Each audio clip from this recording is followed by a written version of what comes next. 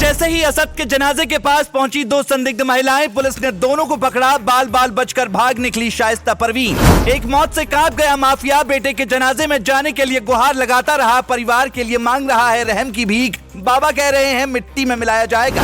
24 घंटे में ही अतीक ने कबूल किए अपने सारे गुनाह। ऊपर से आया फोन, मोदी ने भी दी योगी को बधाई। इसे कहते हैं माफिया को मिट्टी में मिलाना। इधर अतीक अहमद के बेटे का जनाजा निकल रहा था, उधर जेल में बंद अतीक अहमद जमीन पर लेट कर रो रहा था, अपना सिर दीवार पर पटक रहा था, जिसके बाद उसकी तबीयत भी खराब हो गई। पुलिस वालों ने भी इससे पहले अतीक अहमद को इतना ज्यादा बेबस नहीं देखा था। जो अतीक अहमद पहले एसपी डीएसपी को कुछ नहीं समझता था, उसके सामने जब एक दरबान आया तो उससे भी वो कहने लगा, भाई बस किसी तरह से मेरे बेटे का मुंह मुझे एक बार दिखा दो। जब कोई सुनवाई नहीं हुई तो उसने कोर्ट का दरवाजा भी खटखटाया, लेकिन वहां से भी फायदा नहीं मिला, जिसके बाद अतीक अहमद जेल में बेहोश हो गया। ऐसा ही कुछ हाल शाइस्ता परवीन का भी बताया गया। अतीक अहमद की पत्नी के बारे में पहले ये खबर आ रही थी कि वो सरेंडर करने की तैयारी में है, लेकिन बेटे के जनाजे में शामिल होने के लिए भी उसने सरेंडर नहीं किया। लेकिन पुलिस को यह आशंका थी कि वो जरूर अपने बेटे के जनाजे में शामिल होगी। पुलिस का शक करीब करीब ठीक भी निकला। जब असद को दफनाया जा रहा था तभी दो संदिग्ध महिलाएं उसकी कब्र के पास पहुंची हैं, जिसे देखकर पुलिस उन्हें तुरंत दबोच लेती है। पुलिस को यही लग रहा था कि शायद वो शाइस्ता परवीन होगी, लेकिन जब पूछताछ की गई तो वो अतीक अहमद की कोई रिश्तेदार निकली। लेकिन मीडिया रिपोर्ट की माने तो शाइस्ता परवीन भी बेटे के जनाजे को देखने के लिए पहुंची थी और वो नाचे से थोड़ी दूरी पर लगे एक पेड़ के पीछे छुपकर सब कुछ देख रही थी। हालांकि बताया जा रहा है कि इस दौरान पुलिस को वो चकमा देने में कामयाब रही। असद की मौत के बाद अतीक अहमद पूरी तरह से टूट चुका है, लेकिन अभी माफिया को तोड़ने की शुरुआत ही हुई है। योगी की पुलिस ने उसके करीब 11 ठिकानों पर छापेमारी की है और उसके गुर्गे को भी दबोचा है। लेकिन इस बार पुलिस के हाथ अतीक अहमद का बेहद करीबी गुर्गा असाद कालिया और उसका भाई फैजान आया है।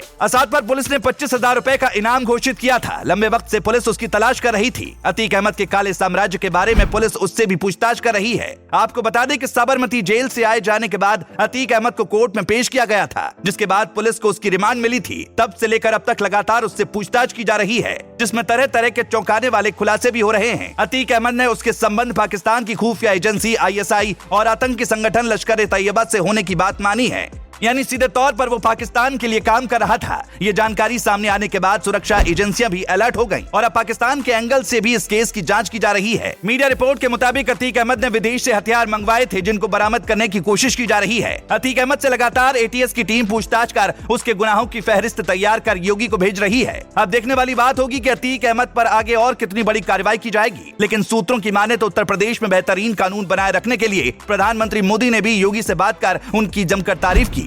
लेकिन ये पहला मौका नहीं है जब प्रधानमंत्री मोदी ने योगी की तारीफ की हो। जब जब मोदी उत्तर प्रदेश आते हैं तब तब योगी की तारीफ करने से पीछे नहीं हटते। उन्होंने कुछ दिनों पहले ही कहा था कि उत्तर प्रदेश के लिए योगी बहुत उपयोगी है, लेकिन उसके बाद से योगी के काम करने का तरीका भी एकदम से बदला है और उन्होंने कसम खाई है कि उत्तर प्रदेश में पूरी तरह से माफिया राज को खत्म करेंगे। आपको याद हो कि विधानसभा में ही उन्होंने अखिलेश यादव को ललकारते हुए ये बात कही थी। उनकी कसम के बाद ही अतीक अहमद पर ताबड़तोड़ एक्शन लिया गया। Bureau report.